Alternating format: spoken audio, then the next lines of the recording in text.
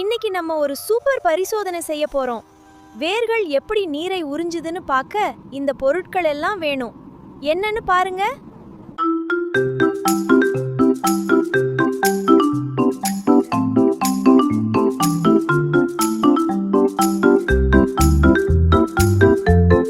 பாத்தீங்களா, 2 நாள் கழிச்சு கேரட்டை வெட்டி பார்த்தா உள்ளே நீல நிறமா மாறிடுச்சு.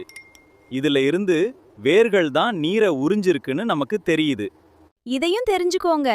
தாவரங்களை பூக்களின் அடிப்படையில 2 வகையா பிரிக்கலாம். ஒன்னு பூக்கக்கூடிய பூக்கும் தாவரம், இன்னொன்னு பூவே பூக்காத பூவா தாவரம். விதைகளை வச்சு தாவரங்களை 2ஆ பிரிக்கலாம். முதல் வகை ஆஞ்சியோஸ்பெர்ம்கள். இதோட விதைகள் கனிக்குள்ள மூடி இருக்கும். உதாரணம் நம்ம தக்காளி, மாம்பழம் எல்லாம் இதுதான். அடுத்தது ஜிம்னோஸ்பெர்ம்கள். இதுல விதைகள் கனிக்குள்ள இருக்காது, வெளியவே திறந்திருக்கும். உதாரணம் இந்த சைக்கஸ் செடி. வித்தியாசம் புரியுதா?